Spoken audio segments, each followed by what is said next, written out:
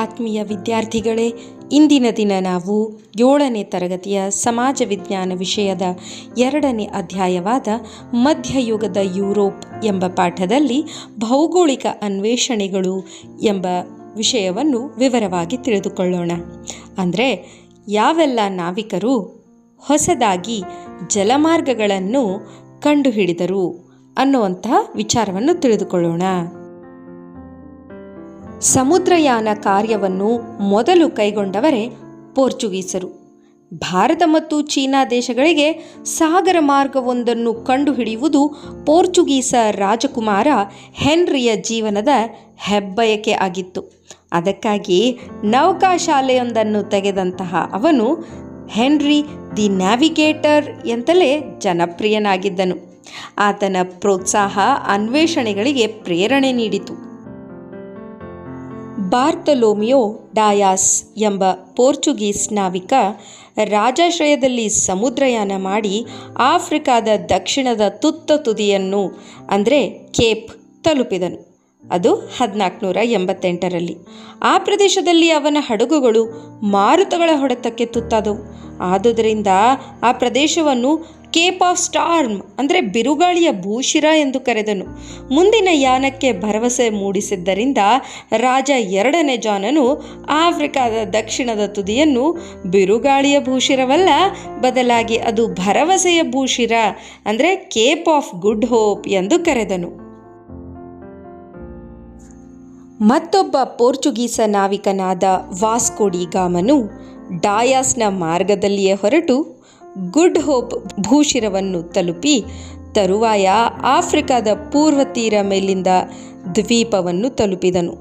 ಹಿಂದೂ ಮಹಾಸಾಗರ ಮತ್ತು ಅರಬ್ಬಿ ಸಮುದ್ರಗಳನ್ನು ದಾಟಿ ಭಾರತದ ಪಶ್ಚಿಮ ತೀರದ ಕಲ್ಲಿಕೋಟೆಯನ್ನು 1498ರಲ್ಲಿ ತಲುಪಿದನು.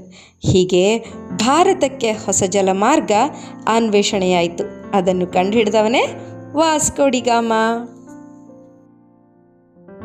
ವಾಸ್ಕೋ ಡಿ ಗಾಮನು ನಿಜವಾಗಿ ಬಂದು ಇಳಿದದ್ದು ಕಲ್ಲಿಕೋಟೆಯಿಂದ ಸುಮಾರು 10 ಕಿಲೋಮೀಟರ್ ದೂರದಲ್ಲಿರುವ ಕಾಪಾಡ್ ಎಂಬ ಸ್ಥಳಕ್ಕೆ. ಅಲ್ಲಿನ ಬೀಚ್ ಚಿತ್ರವನ್ನು ನೀವೀಗ ನೋಡ್ತಾ ಇದ್ದೀರಾ ಮಕ್ಕಳೇ. ಆಗ ಕಲ್ಲಿಕೋಟೆಯನ್ನು ಜಾಮೋರಿ ದೊರೆಗಳು ಆಳುತ್ತಿದ್ದರು. ಇನ್ನು ಕಾಪಾಡ್ ಎಂಬಲ್ಲಿ ಮೊಟ್ಟ ಮೊದಲ ಬಾರಿಗೆ ವಾಸ್ಕೋ ಡಿ ಗಾಮನು ಬಂದು ಇಳಿದಿದ್ದನು ಅಲ್ಲವೇ? ಆದುದರಿಂದ ಅಲ್ಲೊಂದು ಸ್ಮಾರಕವನ್ನು ನಿರ್ಮಾಣ ಮಾಡಲಾಗಿದೆ. ನೀವು ಅದರ ಚಿತ್ರವನ್ನು ನೋಡ್ತಾ ಇದ್ದೀರಾ. ಸ್ಪೇನ್ ದೇಶದ ನಾವಿಕನಾಗಿದ್ದ ಕ್ರಿಸ್ಟೋಫರ್ ಕೊಲಂಬಸ್ ಭೂಮಿ ದುಂಡಾಗಿದೆ ಎಂಬ ದೃಢ ನಂಬಿಕೆಯೊಂದಿಗೆ ಪಶ್ಚಿಮ ಮಾರ್ಗವಾಗಿ ಸಮುದ್ರಯಾನ ಕೈಗೊಂಡನು. ಸಮುದ್ರಯಾನ ಮಾಡಲು ಸ್ಪೇನಿನ ದೊರೆ ಫರ್ಡಿನೆಂಡ್ ಮತ್ತು ರಾಣಿ ಇಸಬೆಲ್ಲಾ ಸಹಾಯ ಪಡೆದನು. ಅಟ್ಲಾಂಟಿಕ್ ಸಾಗರವನ್ನು ದಾಟಿ ಬಹಮಸ್ ದ್ವೀಪವನ್ನು ತಲುಪಿದನು. ಅದನ್ನೇ ಇಂಡಿಯಾ ಎಂದು ಭಾವಿಸಿ ಅಲ್ಲಿಯ ಜನರನ್ನು ರೆಡ್ ಇಂಡಿಯನ್ಸ್ ಎಂದು ಕರೆದನು. ಇದೇ ವೆಸ್ಟ್ ಇಂಡೀಸ್ ದ್ವೀಪ ಸಮೂಹವಾಗಿತ್ತು. ಆಶ್ಚರ್ಯವೆಂದರೆ ಅವನು ಸಾಯುವವರೆಗೂ ತಾನೊಂದು ಹೊಸ ಭೂಭಾಗವನ್ನು ಶೋಧಿಸಿದ್ದೇನೆಂದು ತಿಳಿದೇ ಇರಲಿಲ್ಲ. ಕ್ಯಾಪ್ಟನ್ ಪೆದ್ರೋ ಕ್ಯಾಬ್ರಾಲ್ ಎಂಬಾತನ ನಾಯಕತ್ವದಲ್ಲಿ ಪೋರ್ಚುಗೀಸ್ ಪಡೆಯೊಂದು ಭಾರತದತ್ತ ಹೊರಟಿತು.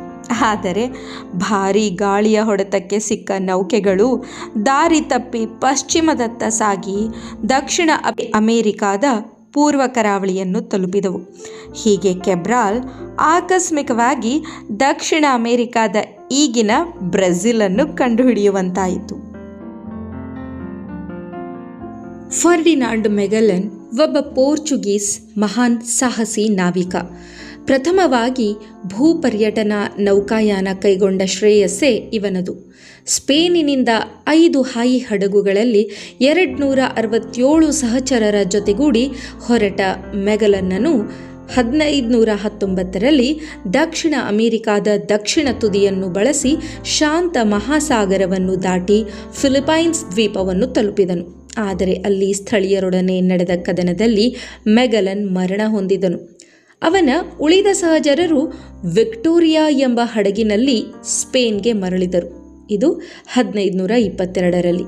ಇದರಿಂದಾಗಿ ಭೂಮಿ ದುಂಡಾಗಿದೆ ಎಂಬುದು ಸ್ಪಷ್ಟವಾಯಿತು.